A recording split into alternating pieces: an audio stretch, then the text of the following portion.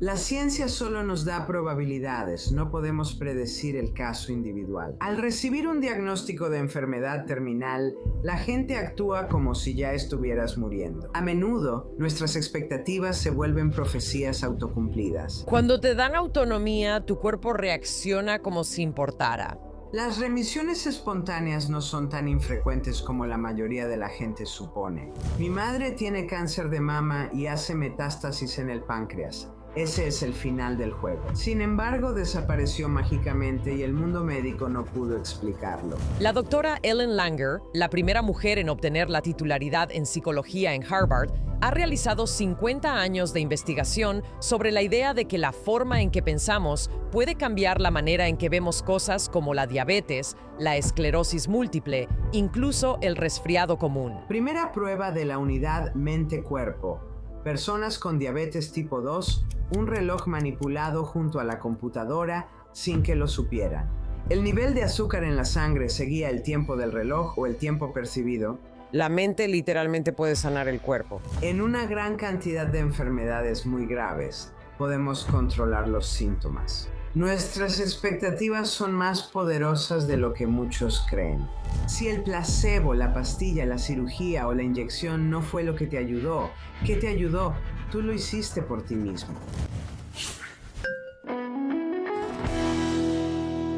Hola, soy Mayim Bialik.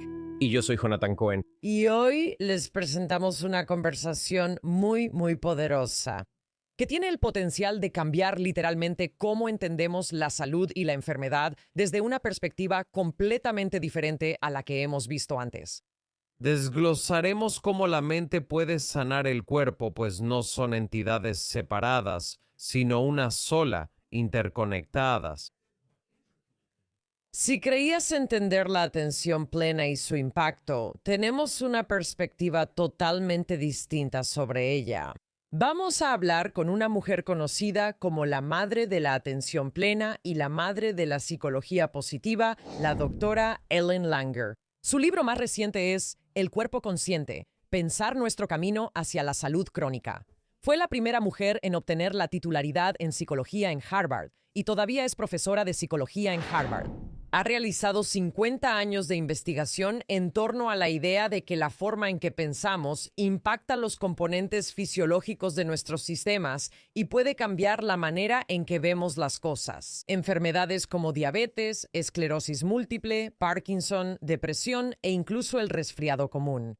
Ella va a describir ejemplos increíbles de hombres de 80 años que envejecen en reversa. Cómo los diabéticos modifican su relación con la insulina y cómo las personas se curan de tumores. Al hablar de reducciones drásticas en el tamaño del tumor de alguien, las implicaciones de cómo la mente puede impactar el cuerpo son casi increíbles.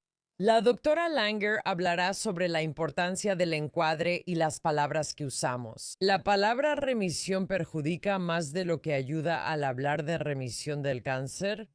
Nos dará formas prácticas para cambiar nuestras expectativas y cómo nuestras interacciones y actividades diarias nos influyen. Ella va a hablar sobre cuánto influye la percepción en nuestros resultados reales de salud.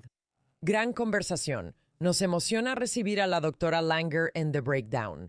Break it down. Gracias por invitarme. Estamos muy emocionadas de hablar contigo y tú has estado explorando el tema de la atención plena y una nueva forma de ver la salud mucho antes de que la gente siquiera supiera qué era la atención plena. ¿Qué se llevarán las personas de nuestra conversación contigo si están abiertas a ver la salud y la longevidad desde una nueva perspectiva, en particular? Todo el trabajo sobre la unidad mente-cuerpo afirma que donde pongas la mente, pones el cuerpo, dándonos gran control sobre salud y bienestar. También ocurre, y si lees bien mi último libro, El cuerpo consciente, es un buen libro. Dice básicamente en parte que todo lo que existe fue en algún momento una decisión. Las decisiones las toman personas porque hay incertidumbre. Solemos aceptar las cosas como si fueran dadas y no pensamos en cambiarlas. Y cuando te das cuenta de lo alto que está tu asiento, el trabajo que haces, la comida, eres todo, fue decisión de alguien. Te enseña que todo es mutable. Así que no es solo que nuestros pensamientos puedan controlar nuestra salud, sino que cada día, cualquier cosa que sea frustrante puede cambiarse. ¿Puedes contar cómo esto se volvió tu trabajo de vida? Encontré muy poderoso el ejemplo del diagnóstico de tu madre, incluso el ejemplo de tu experiencia con la comida en Francia. Ya sabes, hubo como 3 momentos que te llevaron a convertirte en la doctora Langer que conocemos. Comparte tu historia de origen en ese aspecto. Antes de los ejemplos que mencionaste, mi abuela estaba en un asilo y cuando la vi parecía perfectamente bien, aunque ellos pensaban que estaba senil. En ese momento no sabíamos que era demencia. Eso me parece raro porque entonces, como todos, pensaba que o tienes algo o no. Como ves en Cuerpo Consciente, tengo un tratamiento psicológico para enfermedades crónicas basado en que los síntomas van y vienen. Luego mencionó una serpiente en su cabeza, y yo sabía que solo era muy floja para decir, mi cabeza se siente como si tuviera una serpiente. Ellos creían que había problemas que yo no veía así. Este es el comienzo. Vi a personas en el asilo sentadas, luciendo medio muertas, sin hacer nada.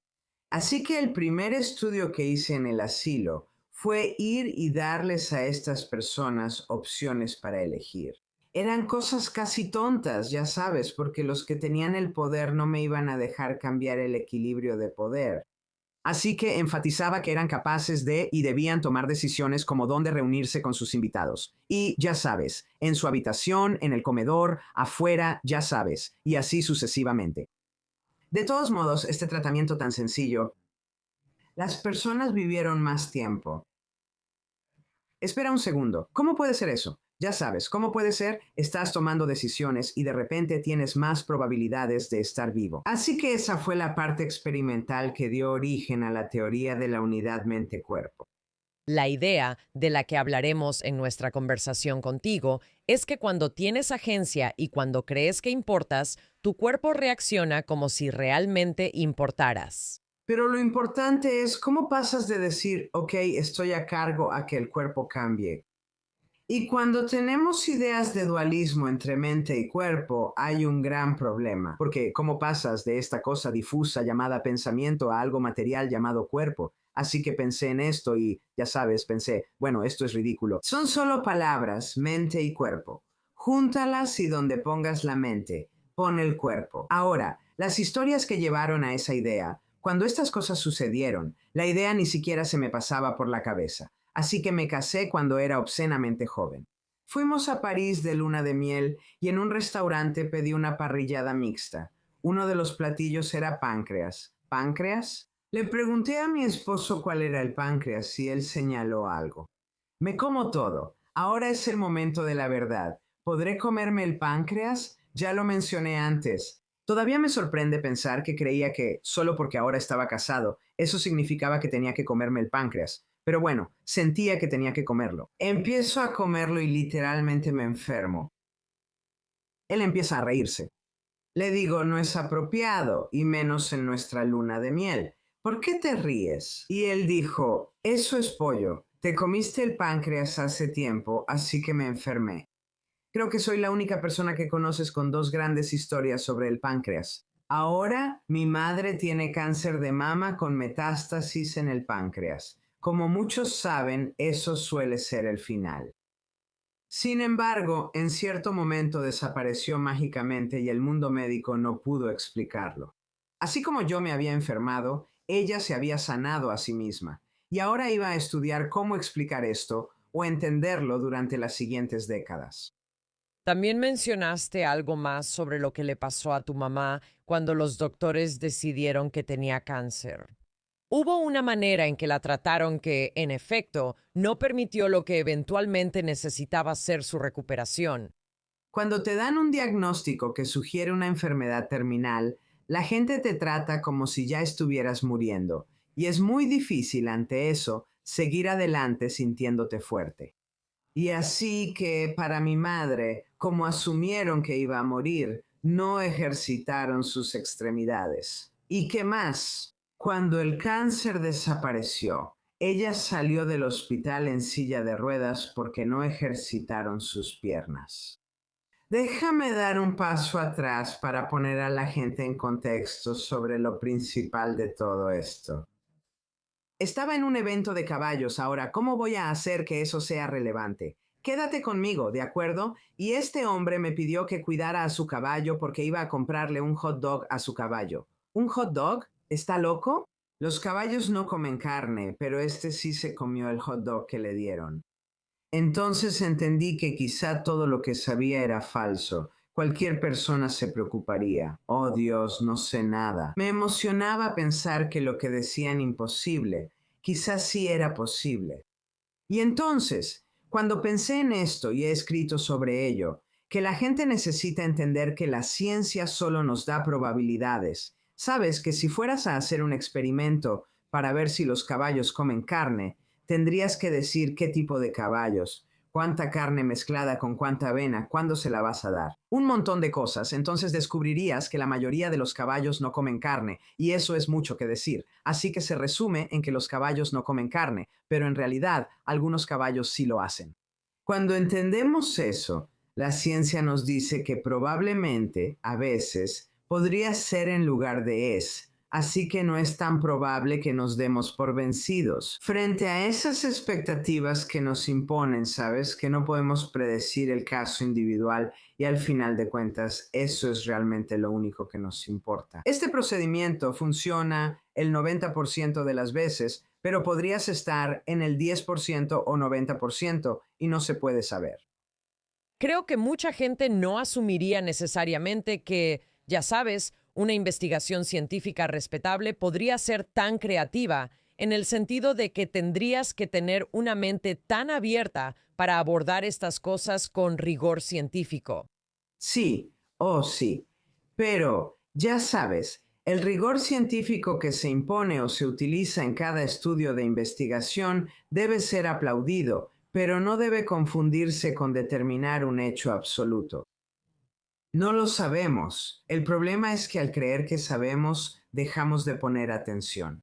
Entonces, si pienso que el cáncer es mortal, tengo cáncer, voy a morir, entonces tanto psicológicamente como de maneras muy reales, ahora me aparto del mundo. No hago cosas saludables porque igual moriré. Y para entender, ya sabes, los doctores, bien intencionados, creo que probablemente ya han dejado de hacer esto, pero no hace mucho, te decían qué tan probable era.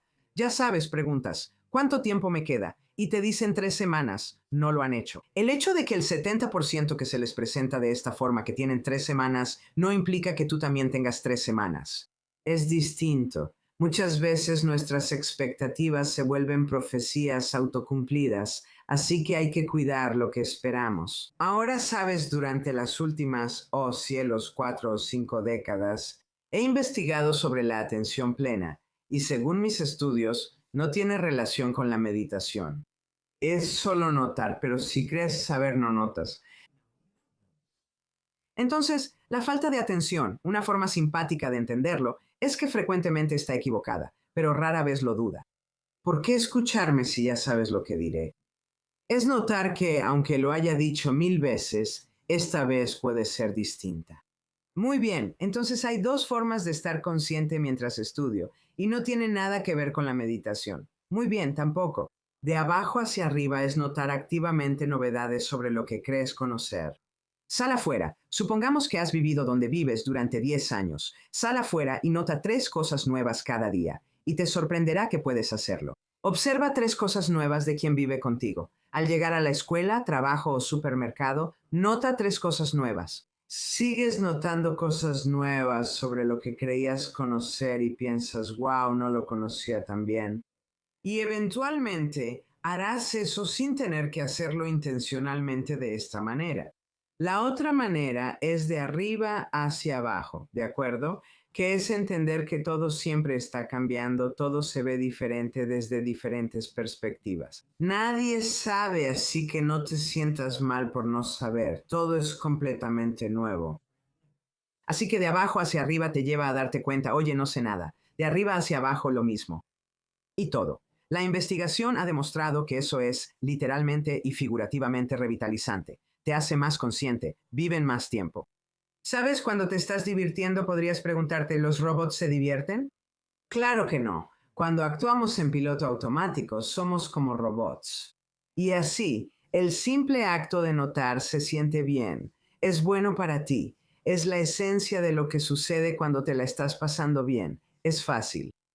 Y así, cuando piensas en las consecuencias de simplemente estar ahí y notar, es difícil encontrar una razón para no hacerlo. Tenemos tantos datos, sabes, que cuando las personas son conscientes, se les percibe como más atractivas, confiables, son mejores líderes. Lo que producimos es mejor, beneficia nuestra salud y todos los aspectos de nuestra vida. Y ya sabes, básicamente podrías querer usar una regla simple. Si vale la pena hacerlo, vale la pena estar presente. ¿Es cierto que solo la idea de notar algo nos impacta con un poco de novedad y que esa novedad nos impulsa de alguna manera? Es complicado comprender el dualismo mente-cuerpo.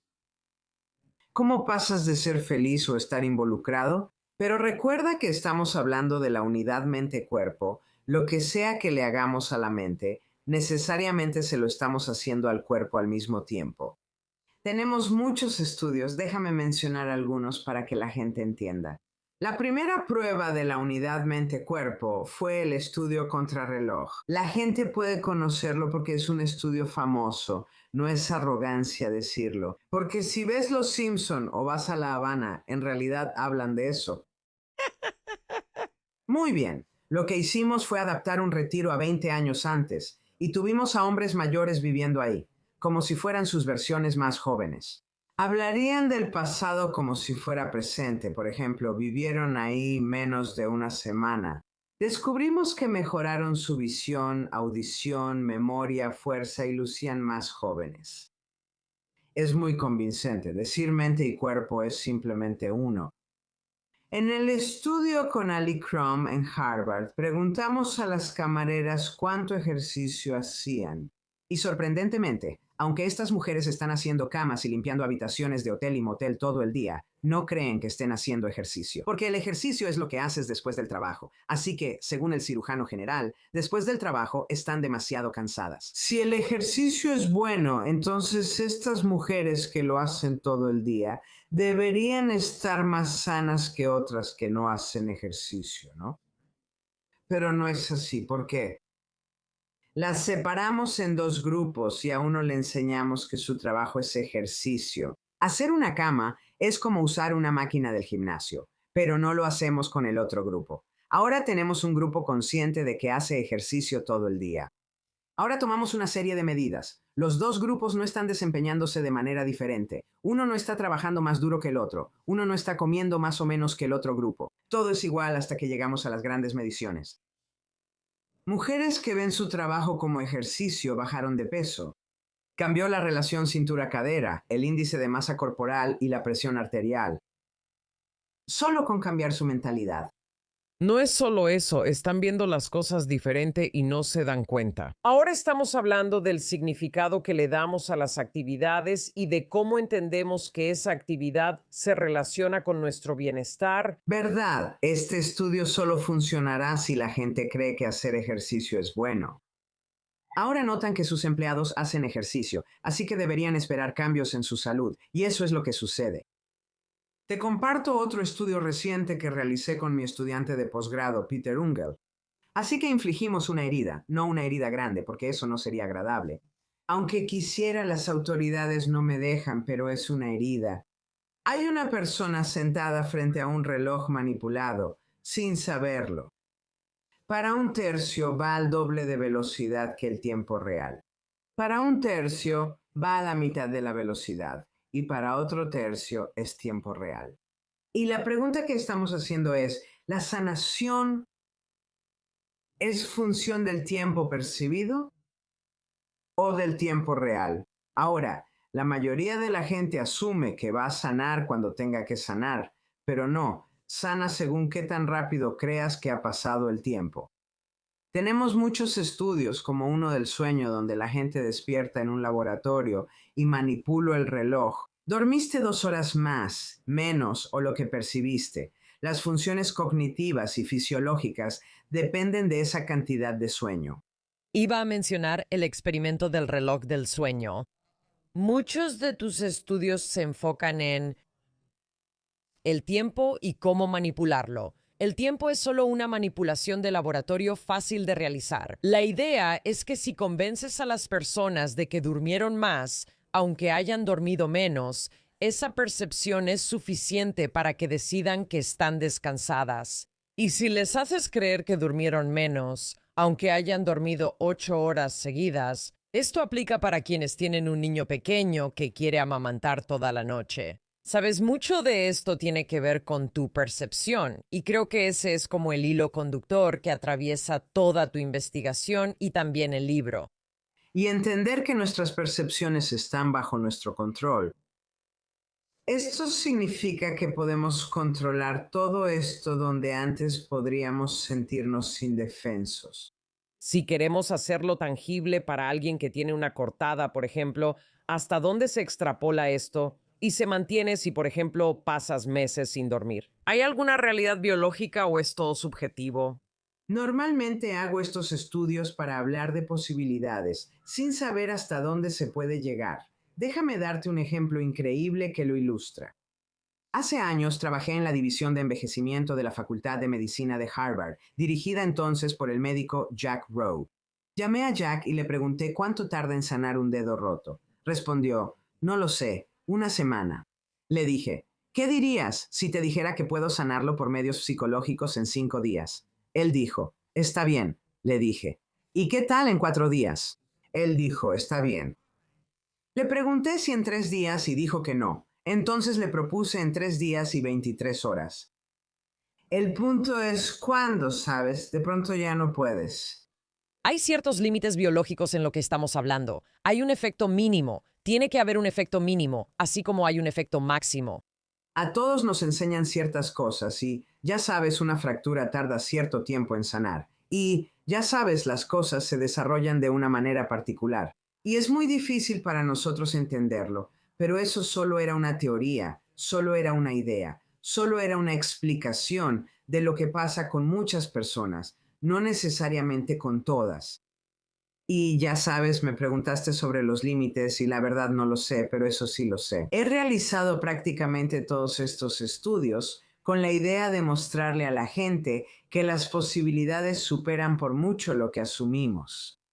En lugar de asumir que el doctor dice, tienes 3 semanas de vida, ahora debería decir, ¿cómo podrías saberlo si no puede? ¿Cómo puedes demostrar que eso está mal y cambiar las cosas para ti?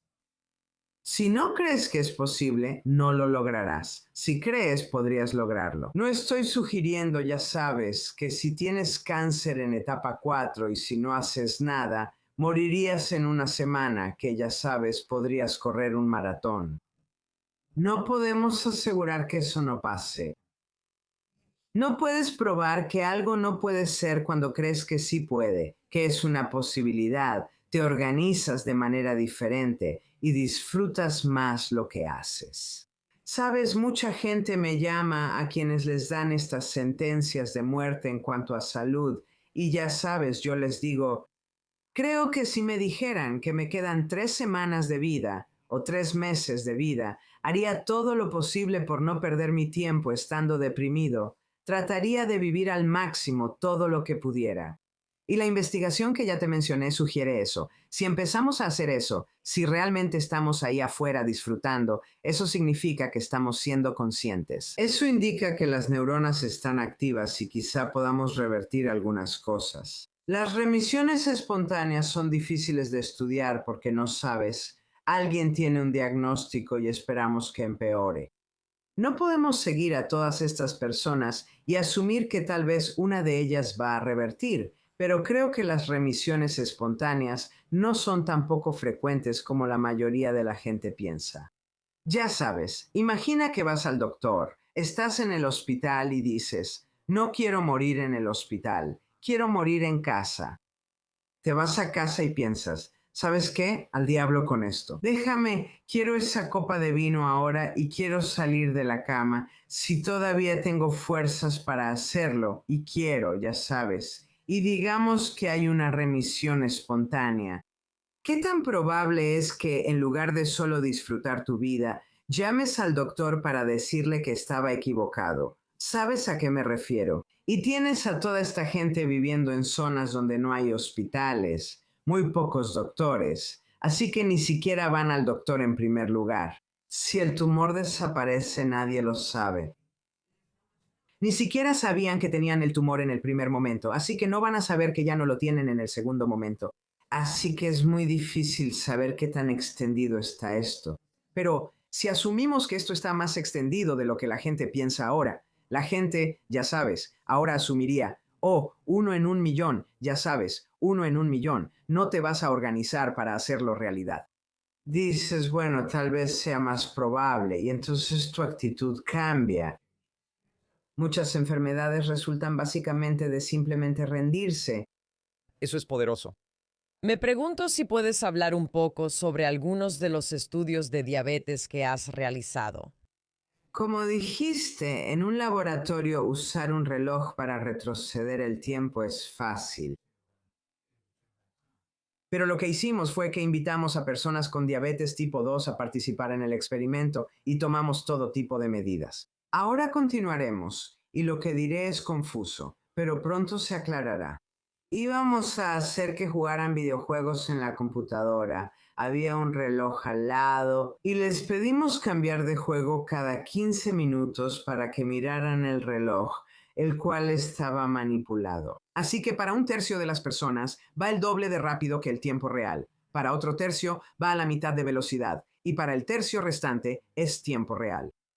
La pregunta era si el nivel de azúcar seguía el tiempo del reloj o el percibido. Y para este punto sus oyentes deberían saber qué es el tiempo percibido.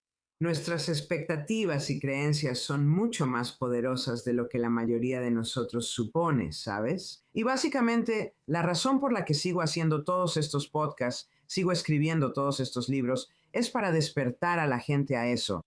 En mi opinión, tras décadas investigando, he visto que la mayoría vive en piloto automático casi siempre.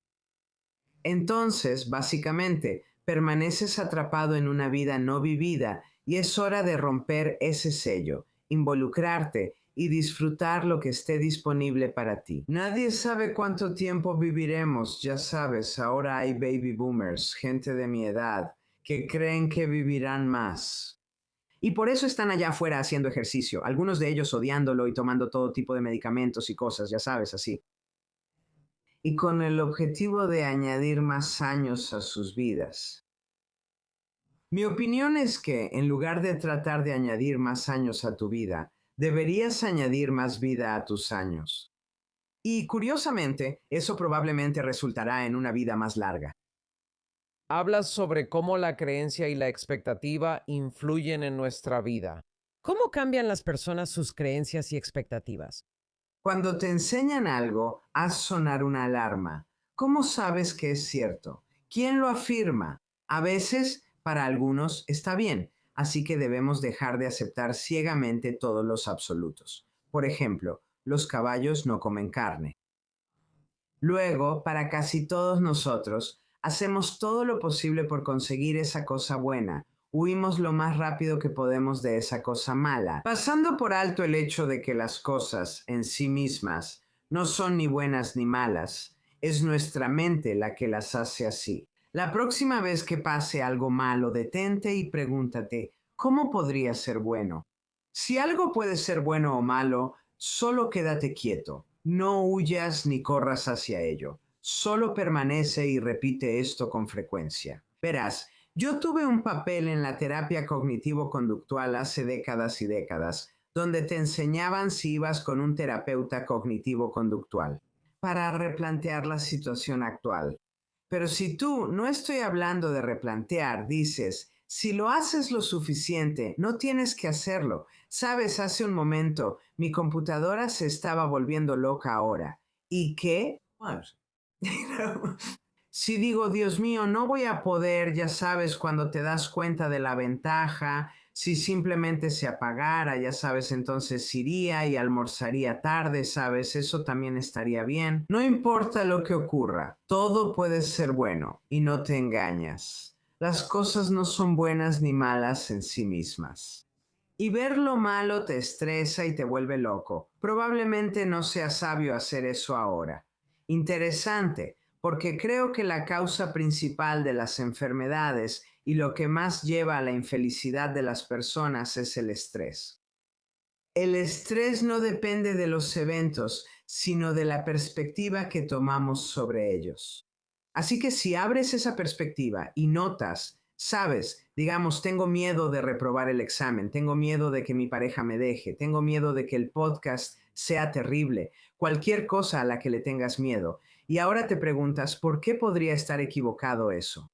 Sabes, cada vez que estás estresado, en realidad hay una expectativa de que algo va a suceder, y cuando suceda, va a ser terrible. Creemos que podemos predecir, pero no el caso individual.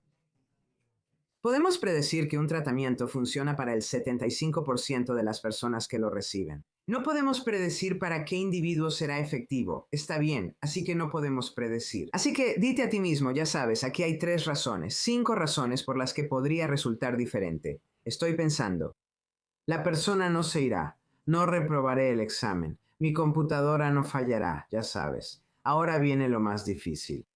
Supón que eso que temías pasa. ¿Cómo es que eso en realidad es algo bueno? Y si logras dominar cómo eso que temías en realidad es una ventaja, entonces ya la hiciste.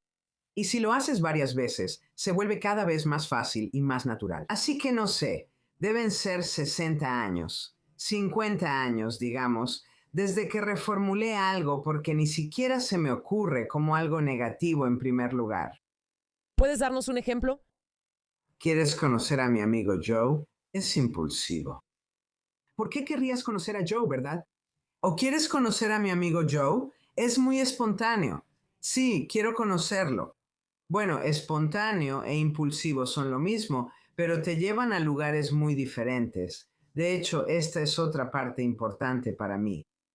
Cada atribución negativa, cada cosa negativa que decimos sobre nosotros mismos o sobre alguien más, tiene una alternativa igual de fuerte, pero con un valor opuesto. En inglés, por cada cosa buena o mala hay una opuesta.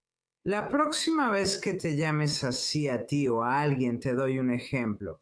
Yo soy tan crédulo que cuesta creerlo. Soy impulsivo. Si quiero dejar de ser crédulo y tú me ayudas, señalas. Mira, Ellen, te engañaron 2 psicópatas. Miguel, lo sé, por eso quiero que tú...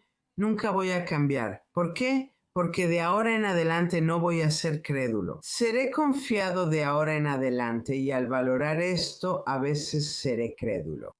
Valoro ser espontáneo, por eso a veces voy a parecer impulsivo. El punto es que cuando te preguntes ¿cómo pude hacer esto? O ve cómo reconoces qué monstruo eres y comprendes por qué esa persona actuó así. Normalmente ni quieres cambiarlos, pero si buscas modificar el comportamiento de alguien, debes cambiar el comportamiento. Desde la perspectiva del actor, tienes que lograr que yo no valore ser espontáneo, que no valore ser confiado, pero es muy poderoso. Y lo que sucede es que cambia tu relación contigo mismo, cambia tus relaciones con otras personas. Todo eso entonces te hace más consciente y mejora tu salud. Cuando mencionas la expectativa y dejar de esperar que algo pase, como el podcast, y que mi computadora se apaga. Quizá no debería hacer este podcast, mejor almuerzo.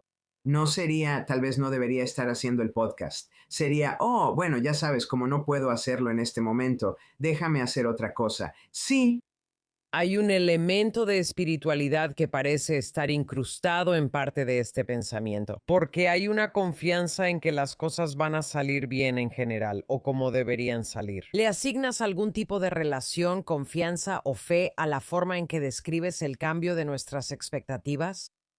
una vez que reconoces que nada es nada independiente de la forma en que lo etiquetamos y que la cultura nos da estas etiquetas, no tenemos que aceptar estas etiquetas, ¿no sabes? Por ejemplo, antes llamábamos víctima a un estudiante, ahora le decimos sobreviviente. Muy diferente, ¿verdad? Pero es solo una palabra. Nuestro lenguaje está cargado. nos lleva a tener muchas más expectativas de las que suponemos. Sabes, te dicen cuando eres joven, solíamos, ahora el cáncer ha sido, muchas personas sobreviven, pero en los viejos tiempos, hace unas décadas, no lo hacían. Y así te enseñaban que el cáncer es mortal, entonces eres joven, ¿a quién le importa? El cáncer es mortal, así que aprendes que el cáncer es mortal. Después alguien de tu familia, tu padre o tú, tiene cáncer. Ni siquiera se te ocurre cuestionarlo, así como te ha resultado tan difícil cuestionar que podrías sanar instantáneamente. ¿Sabes? La versión inversa de eso, ¿sabes? No estoy seguro de lo que la gente quiere decir cuando dice espiritual, pero me cuesta imaginar ser espiritualmente inconsciente. Quiero decir, sabes, puedes ser inconsciente y alguien más puede llamarte espiritual, pero para que tú experimentes ser animado simplemente espiritual, tienes que estar presente, y la única manera de estar presente es ser consciente, lo cual es tomar el mundo como probable, darte cuenta del control que tenemos, la forma en que etiquetamos las cosas. No deberíamos etiquetar las cosas. Absolutamente.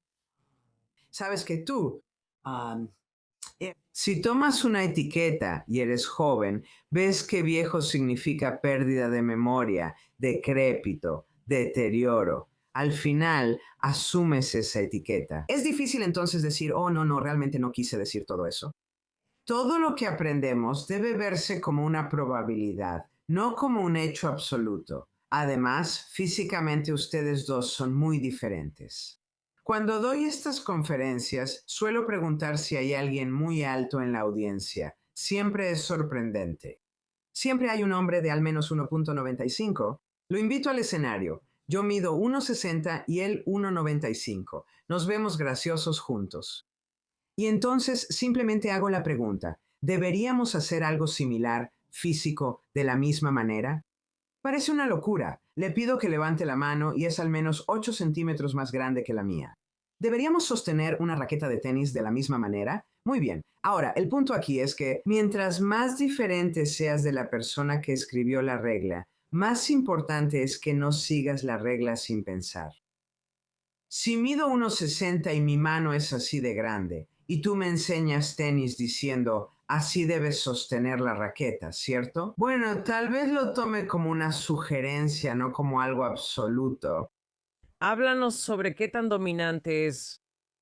Nuestro mundo basado en estas suposiciones. No podría ser más dominante. No, estoy sugiriendo que así es como llegamos a esto. Como dije antes, prácticamente todos nosotros actuamos sin pensar casi todo el tiempo. Tus padres y las escuelas te enseñan cómo hacer esto. Y uso un ejemplo que me parece convincente. Pregunto, ¿cuánto es 1 más 1?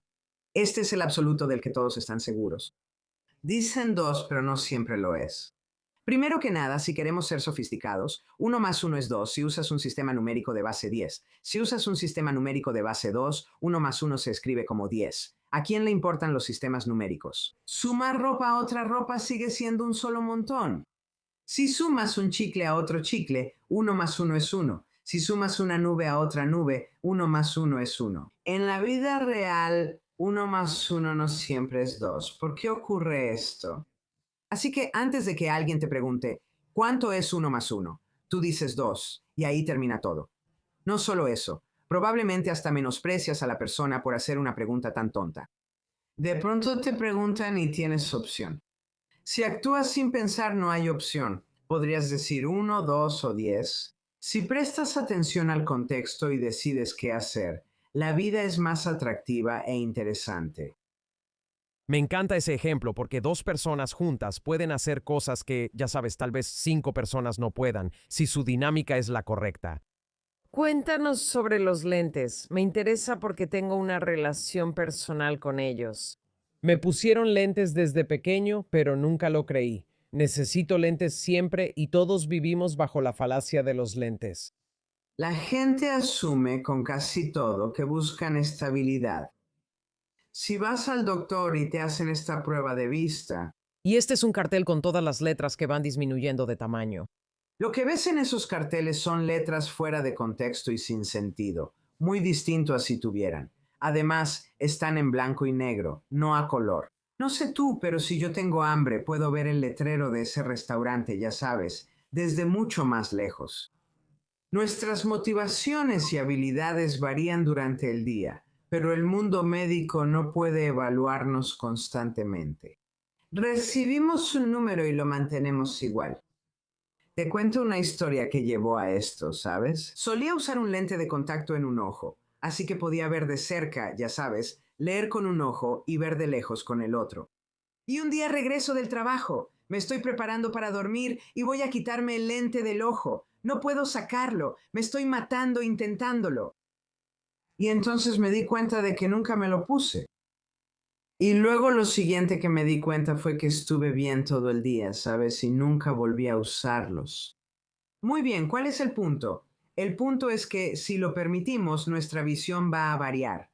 Va a variar dependiendo de cuánto hayamos dormido, la hora del día. ¿Sabes? Si te das cuenta de que no puedes ver y dices que son las 3 de la tarde, bueno, tal vez solo necesitas una barra energética, que antes llamábamos barra de dulce, pero ahora puedes comerla sin culpa porque es una barra energética, o tal vez solo necesitas una siesta o algo así. Tienes opciones que no tienes una vez que asumes que es porque hay algo mal con tu visión. El punto es que si el doctor te dice que necesitas lentes, es como un laxante. Los usas diario, todo el tiempo. Estás acostumbrando tus ojos a no ver. Ahora, recuerda, en el estudio contrarreloj, bueno, estos eran hombres mayores, y en ese tiempo de menos de una semana, su visión mejoró, ya sabes. Así que lo que sugiero, y hay muchos estudios donde hacemos esto que menciono en el libro, este tipo de tratamiento psicológico para enfermedades crónicas es lo que llamo atención a la variabilidad de los síntomas. Nada permanece igual. Cualquier dolor o molestia varía, aunque sea poco. Entonces, ¿por qué ocurre esto? ¿Por qué ahora me siento mejor que antes? Y si lo aplicas a la visión, ¿por qué ahora puedo ver? Pero a las 4 en punto no puedo ver, ya sabes. Entonces consideras posibles razones y las pruebas. Y así encontramos que en una serie de enfermedades muy graves, desde el Parkinson, la esclerosis múltiple, el dolor crónico, ya sabes, un montón de enfermedades de este tipo que podemos controlar, mejorar los síntomas. Simplemente haciendo la pregunta ¿cómo está ahora? ¿Está mejor o peor que la última vez que lo revisé? ¿Y por qué? Al preguntar por qué, eres consciente, lo cual beneficia nuestra salud. Llamamos a personas a distintas horas y les preguntamos, ¿cómo está ahora? ¿Mejor o peor que antes? ¿Por qué? Pero ellas mismas pueden responder eso. Configura tu teléfono para que suene en 1 hora, luego otra vez en 1 hora y también en 40 minutos, 2 horas y 6 minutos. No importa, solo sigue variándolo, como hace la gente. Con una enfermedad crónica, asumen que los síntomas seguirán igual o empeorarán. ¿Detectas patrones en el por qué eso refleja estrés o emociones en las condiciones? Sí, sea lo que sea. Sabes, pero al hacer la pregunta, es más probable que encuentres una respuesta que si no la haces. Así que digamos que estás estresado y piensas que estás estresado todo el tiempo. Nadie está siempre igual de estresado. Te llamaré periódicamente para preguntar cómo estás y si has mejorado o empeorado desde la última vez. ¿Por qué? Quizá notes que estás bien casi todo el día, pero al hablar con Ellen Langer te va mal. En ese caso, la solución es simple. No hables conmigo, ¿de acuerdo? Es inofensivo y hemos ayudado así a personas con enfermedades graves. Simplemente al revertir lo que casi siempre hacemos, que es mantener las cosas quietas. Los caballos no comen carne. 1 más 1 es 2. Esto es lo que sea, como si nada cambiara naturalmente. Sabes, el lenguaje espiritual para algo muy similar es mantener la posibilidad de algo más, mantener la posibilidad de que podría ser diferente de como pensamos que es. Nuestra percepción no es la realidad. Si cambiamos nuestra forma de pensar, cambia nuestra experiencia. Hablas de algo con lo que me identifiqué. Las personas se condicionan con el lenguaje que usan, especialmente con la idea de intentar. Soy muy sensible al lenguaje. Y entonces me doy cuenta, sabes, tengo un capítulo en el libro, un capítulo divertido, al que llamo Mejor que Mejor. Y tenemos a muchas personas y muchos de mis colegas hacen investigaciones maravillosas para llevarnos de aquí, que es malo, a aquí, que es bueno. Y yo digo, pero hay un lugar mejor en el que estar. Y el intentar es un ejemplo. La palabra intentar Tú no intentas comerte un helado, te comes el helado. Así que la palabra intentar lleva implícita una expectativa de fracaso. Así que rendirse no es bueno, así que intentar es mejor que rendirse, pero mejor que intentar es simplemente hacerlo. Mis estudiantes llamaron a ese estudio el estudio de Yoda, y pensé que eso ayudaría a que más personas lo notaran. El que me pareció más divertido fue que hace muchos años me pidieron que diera un sermón en una de las iglesias de Harvard. Acepté porque casi siempre digo que sí, aunque soy judío no religioso. Ahora que acepté, ¿de qué hablo? Pensé en hablar del perdón. No es religión, pero es algo religioso, así que podría hacerlo. Al pensarlo, noté algo sacrílego. Si preguntas a 10 personas si el perdón es bueno o malo, ¿qué te dirán? Es bueno. Es bueno, ¿verdad? Si le preguntas a 10 personas la culpa es buena o mala, ¿qué te van a decir? Es mala, ¿verdad? Pero no puedes perdonar sin antes culpar. Interesante. Los que antes perdonaban ahora culpan. Culpas a otros por cosas buenas o malas. Culpas a la gente por cosas malas, pero las cosas no son buenas ni malas. Entonces, ¿qué pasa? Tenemos personas que ven el mundo de manera negativa, que culpan y luego perdonan de todo corazón a divino. Ahora, si culpas, es mejor perdonar que no perdonar. Pero hay una manera mejor, que es lo que estaba describiendo antes, que es entender que el comportamiento de otras personas tiene sentido desde su perspectiva cuando lo hacen, o de lo contrario, no lo harían. Nadie se despierta en la mañana y dice, hoy voy a ser desagradable, agresivo, grosero e incompetente. Cada vez que llamamos a alguien así, de nuevo, hay una versión positiva de eso, así que tal vez quieras perdonarme por haber sido ingenuo. Es innecesario una vez que te das cuenta de que, ya sabes, lo que soy es confiado. Y no tengo que perdonarte por ser inconsistente, más bien, prefiero valorarte por ser tan flexible, así que todo cambia. El perdón es útil si culpas, pero al entender ya no necesitas perdonar. Y es lo mismo con la salud, que tenemos personas a las que les dicen que están en remisión. Ahora, por supuesto, estar en remisión de cáncer es mejor que tener un caso activo de cáncer. Pero ¿por qué lo llaman remisión? Si tienes un resfriado y se va, ¿eso es remisión?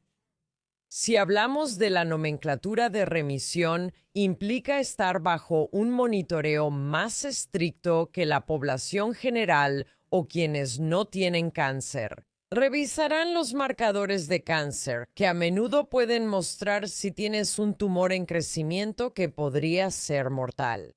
Esa es solo la explicación clínica de remisión. Hace unas décadas, el modelo médico consideraba irrelevante la psicología para la salud. Solo te enfermabas si se introducía un antígeno. Le dices a alguien que está en remisión otra vez que es mejor que tener cáncer activo, pero sigo siendo un manojo de nervios. ¿Va a regresar o no? El punto es que puedes verte igual de fácilmente como curado. Y si te ves a ti mismo como curado, sigues con tu vida, en lugar de sufrir el estrés de preocuparte por el cáncer. Ahora sí, digamos que estás libre de cáncer y te vuelve a dar cáncer. En cierto modo será como el último cáncer porque le llamamos cáncer. En muchos otros aspectos será diferente, permitiéndonos verlos como distintos. Lo mismo pasa con un resfriado, ¿sabes? Cuando te curas del resfriado. Probablemente en algún nivel todavía queda algún remanente, pero no te ves a ti mismo como en remisión. Después, cuando te resfrías otra vez, ya no te asusta tanto. He superado muchos de estos. ¿Puedes hablar un poco sobre el resfriado común? Sabes, eso es una de las cosas que mucha gente asumiría. Esto es sencillo y claro. Te expones a un virus, te resfrías y el virus sigue su proceso, ya sabes. Y cuando el virus muere, ya no tienes resfriado.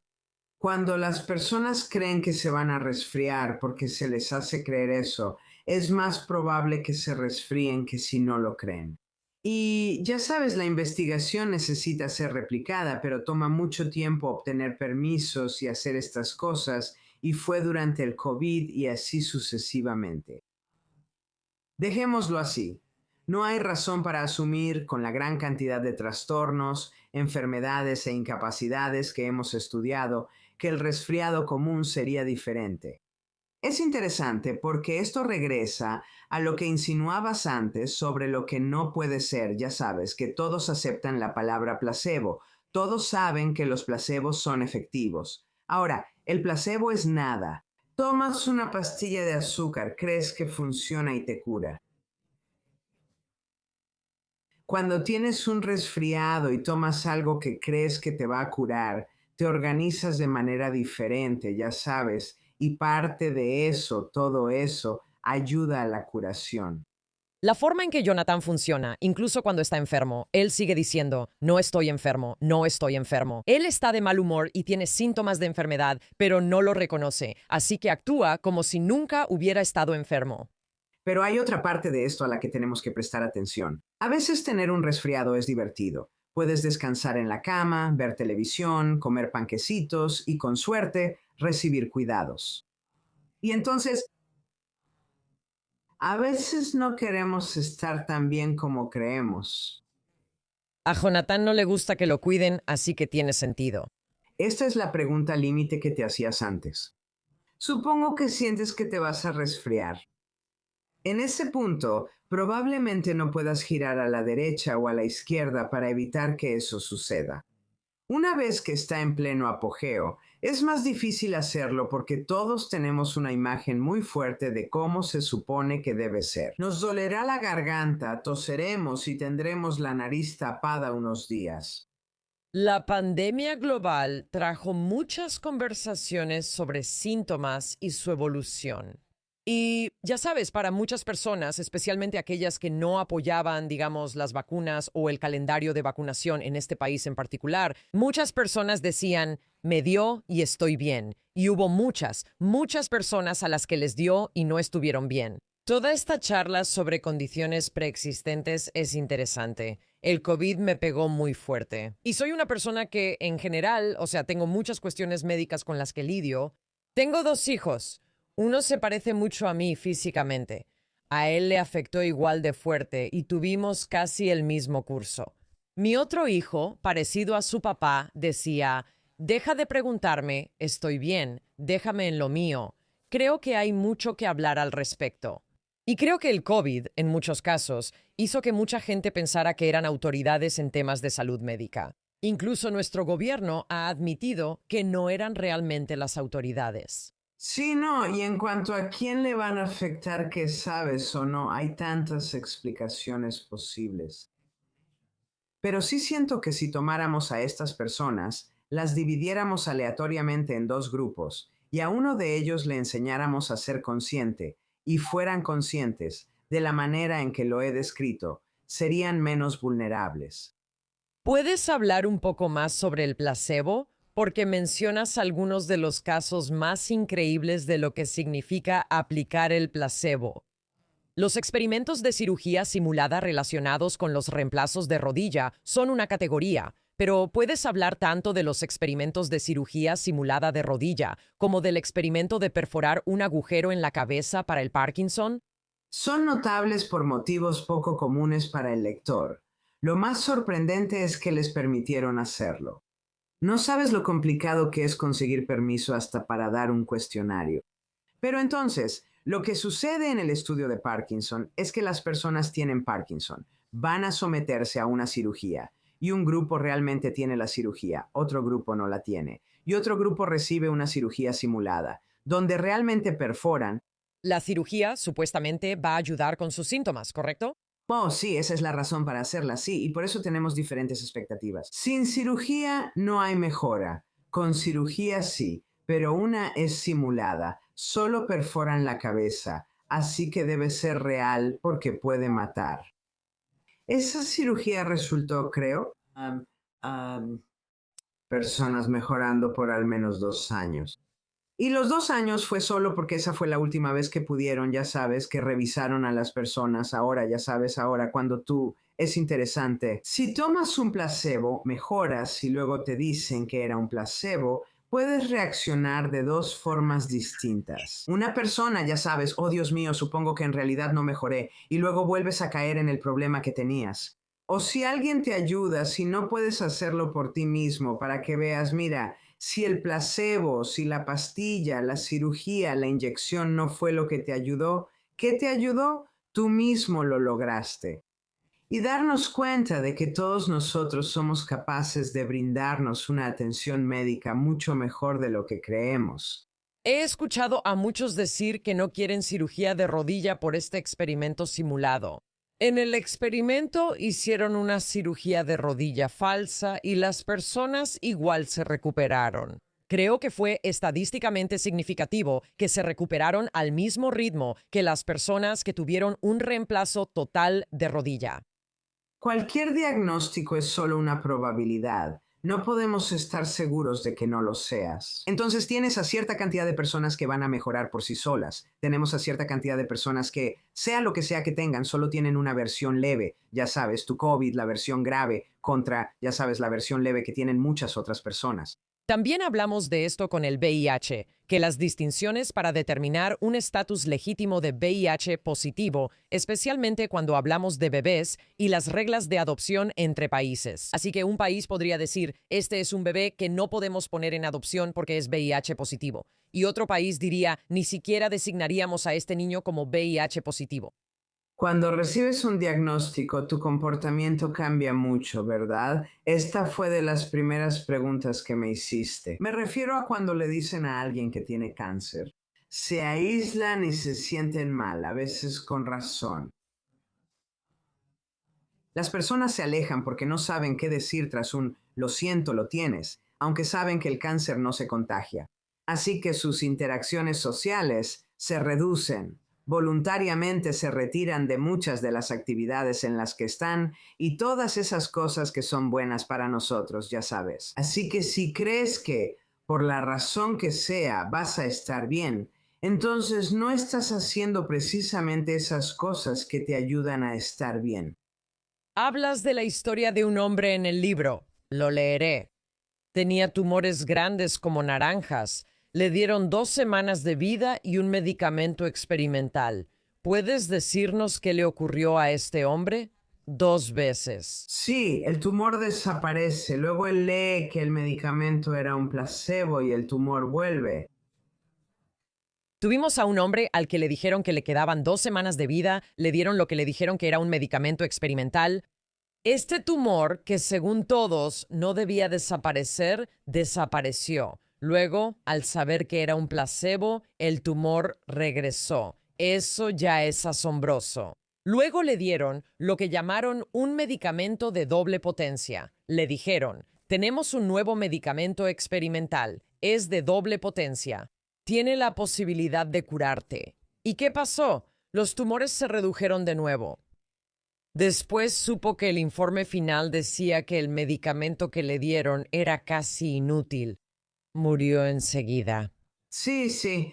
Ahora, creo que si volvemos a lo que he dicho sobre la unidad mente-cuerpo, sabes que donde esté la mente estará el cuerpo. Y si asumes que esto me va a matar, tanto, ya sabes, en una forma social y psicológica, como dije hace un momento, estás haciendo cosas que acelerarán tu propia muerte y también que el cuerpo está recibiendo sus mensajes de la mente. Sabes, hubo esto, institución mental, donde una sala era llamada la de los sin esperanza. Por renovaciones trasladaron a todos de la sala de los sin esperanza a una más esperanzadora. ¿Y la gente mejoró? Terminaron las renovaciones y los regresaron a la sala de los sin esperanza. Y murieron más personas de las que se habría esperado según cualquier métrica. La gente tiende a vivir hasta que su nieta se casa, cosas por el estilo, y mágicamente mueren poco después. Sabes, para muchos de nosotros no morimos hasta que estamos listos para morir. Es distinto si te atropella un auto o te disparan. Son decisiones. Yo decidí cruzar frente a ese autobús. Así es. Sí, pero quiero decir que no debemos olvidar lo más importante. Tenemos gran control sobre nuestra salud y bienestar. Y la mayoría de las personas ahora solo están ejerciendo un pequeño porcentaje de ese control. Y necesitamos despertar y disfrutar las vidas que estamos viviendo. Ejemplos como pintar verrugas con colores brillantes y decir a los pacientes que desaparecerán al desvanecerse el color realmente logran que las verrugas desaparezcan. Notamos que algunos asmáticos mejoran tras usar inhaladores sin medicamento. El 50% de los pacientes con colitis tuvo menos inflamación intestinal tras recibir un placebo que les dijeron ayudaría con la inflamación. Sé que no es tu línea de investigación, pero seguro lo sabes. Hay muchos doctores y pensadores que están hablando sobre la base biológica de la manifestación, la visualización y el pensamiento positivo, y lo que yo a menudo llamaría positividad tóxica. Joe Dispenza y Bruce Lipton han construido sus carreras en torno a eso. ¿Cuáles son las propiedades literalmente moleculares y celulares del cambio que pueden ocurrir cuando manifestamos, cuando creemos, cuando nos colocamos en este tipo de estado de vibración más alta? ¿Cuál es tu perspectiva sobre los mecanismos biológicos que podrían estar detrás de lo que está sucediendo aquí? ¿O el tipo de habilidad que tenemos para promocionar este tipo de cosas, como decir, podemos cambiar tus células cuando cambiamos tu mente? Todo lo que pasa en un nivel ocurre al mismo tiempo en todos los niveles. Y entonces, no lo sé, o la neurociencia en particular, no importa, pero no creer que hay un cambio simultáneo, para mí no tiene sentido. Desde hace tiempo, la neurociencia domina, por eso Jeremy Gray y colegas realizaron este estudio hace años. Tal vez no lo expliqué bien, pero la idea es clara. Él les da a las personas resultados de investigaciones de un estudio real y luego a otro grupo les da los mismos resultados, pero con datos de neurociencia inventados y ridículos. Cuando hay neurociencia de por medio, la gente lo cree. Creo que eso es parte de lo bueno de lo que Bruce y Joe están haciendo, independientemente de la veracidad final, que das un pequeño mecanismo y la gente dice, oh, eso debe ser cierto, porque ahora pueden explicarlo.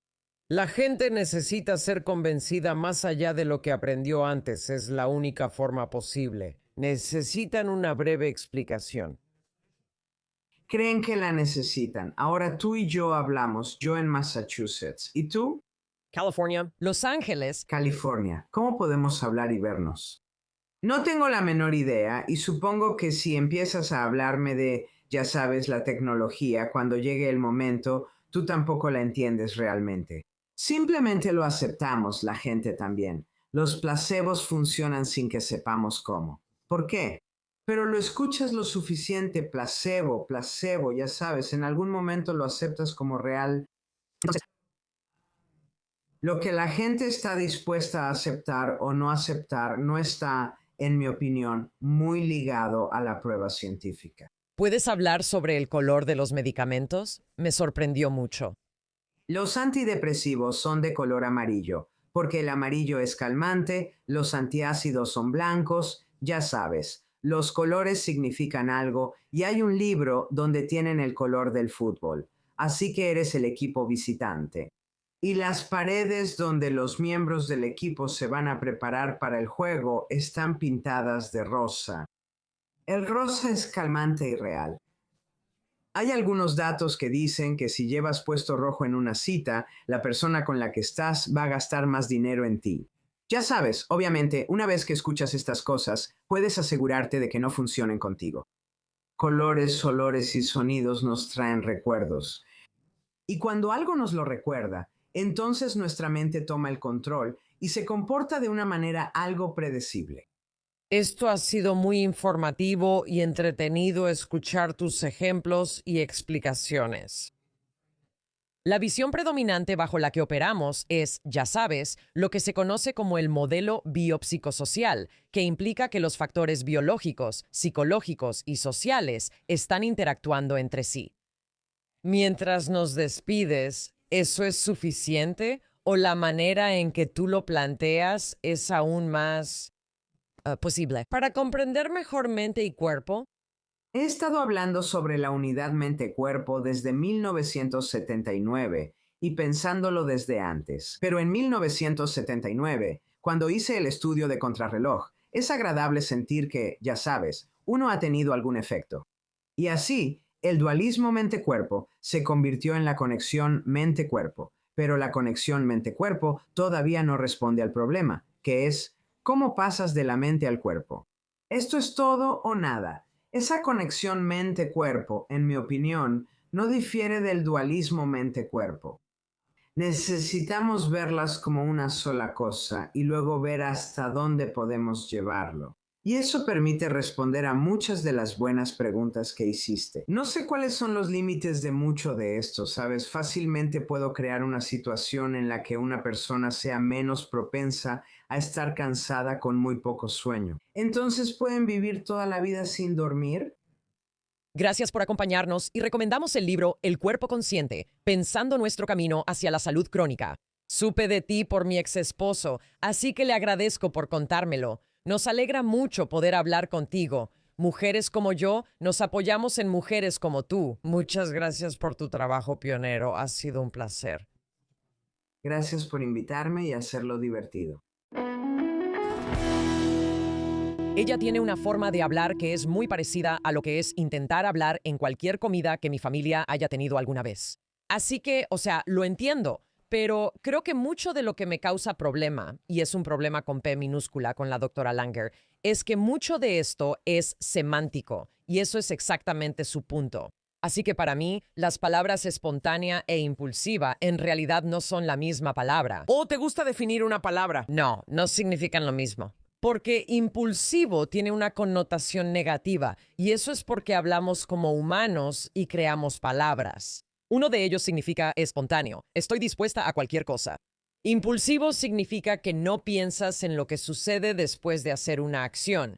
Y a veces esas acciones tienen consecuencias negativas que no has considerado. Eso es la impulsividad y la neurociencia puede medirla, así que sí hay diferencia entre esas cosas. Me encanta esta idea, que también es común en los grupos de 12 pasos. Hallar el valor oculto en un defecto, ¿verdad? Así que cuando miras a alguien, y especialmente si tienes problemas en una relación, esto se recomienda mucho. En lo que te enfoques crecerá. En lo que te enfoques crecerá. Si te concentras en lo negativo, crecerá. Si te enfocas en lo positivo, también. Me identifico mucho con esa idea. Dijiste implicaciones o impactos negativos después de hacer algo. Lo que la persona impulsiva no considera son los posibles impactos antes de hacer algo.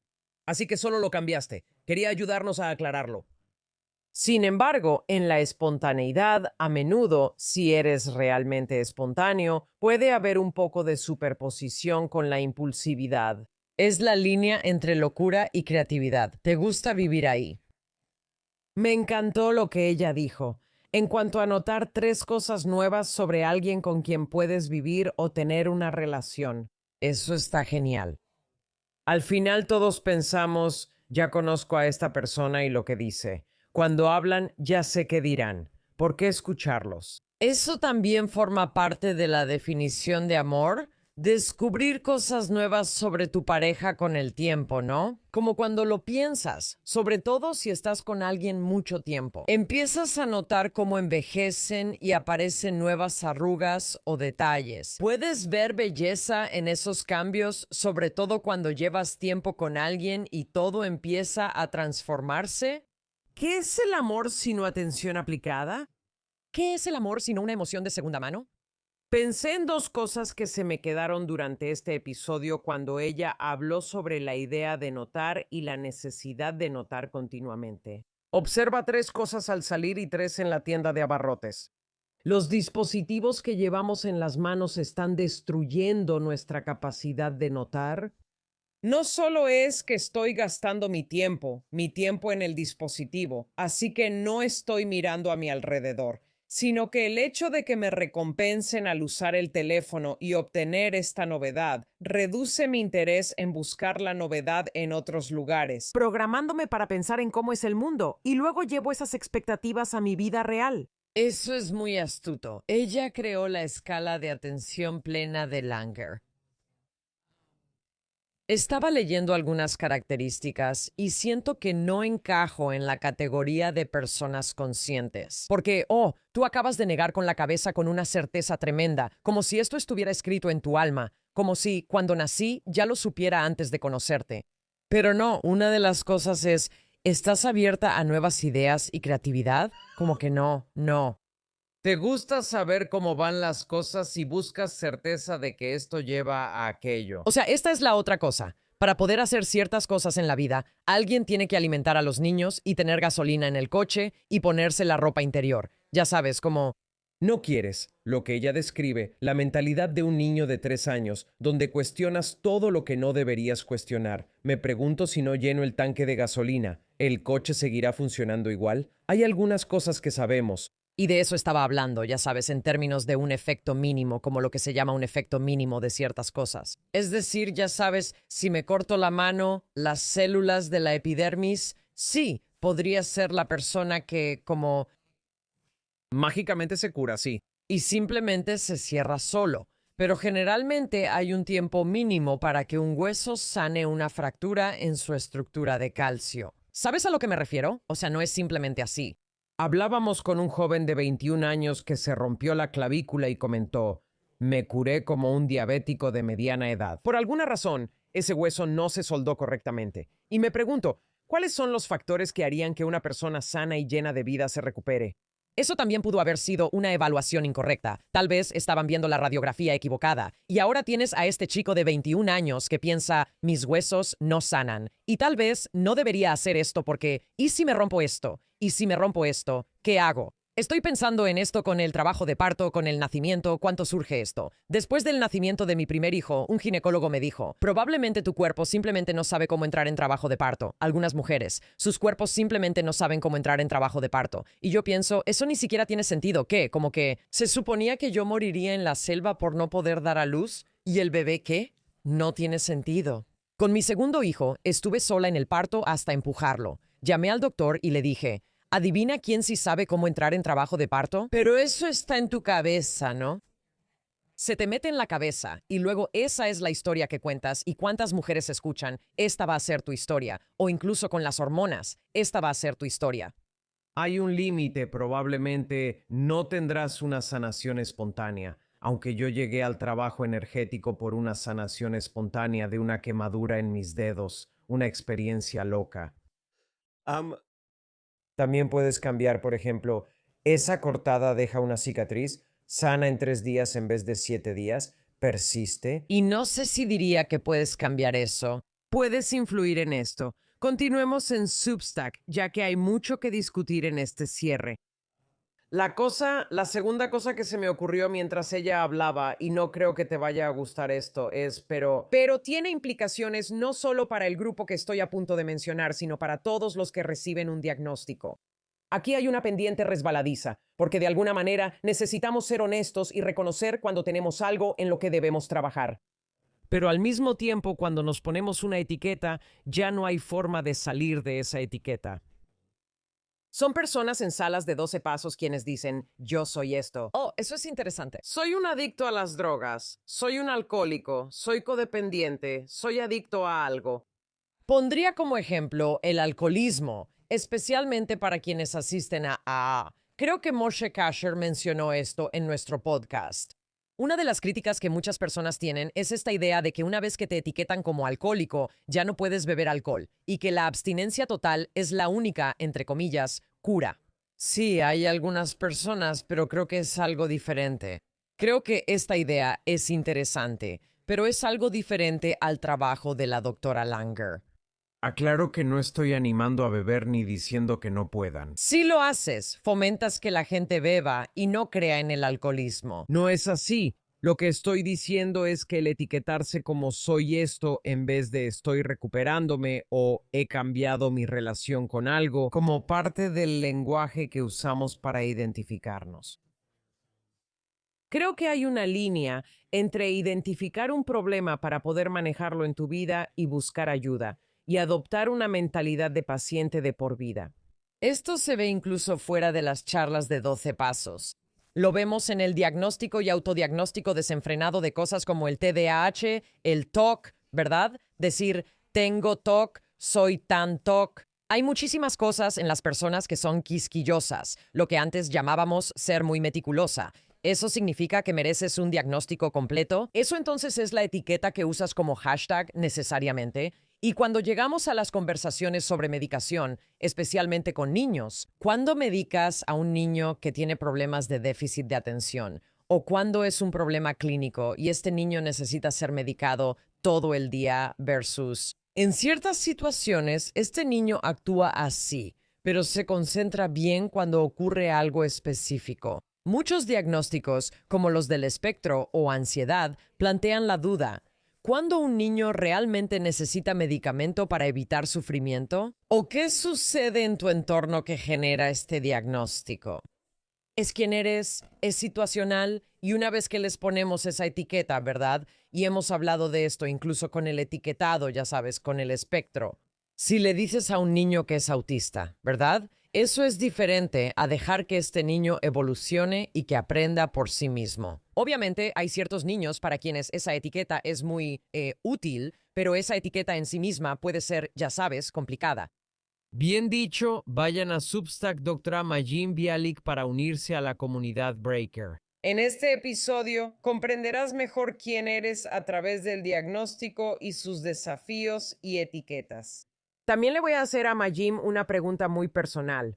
Cuando la doctora Langer hablaba sobre cambiar creencias y expectativas, que las cosas no son buenas ni malas, y cambiar las narrativas que tenemos y que llevamos todo el tiempo, lo que surgió para mí fue, ¿cómo se relaciona eso cuando las personas no hacen las cosas como tú quieres? ¿Cómo aplica eso si no te gusta una situación y crees que debería ser diferente? ¿Cómo se relaciona eso si casi cada pensamiento, al analizarlo, tiene una expectativa que nos afecta fisiológicamente? Vamos a profundizar en las narrativas que llevamos y cómo realmente podemos empezar a liberarnos. Para ver las cosas de manera diferente y sentirnos diferente, Majin Bialik en Substack. Y de nuestro colapso, que ojalá nunca tengas. Hasta la próxima.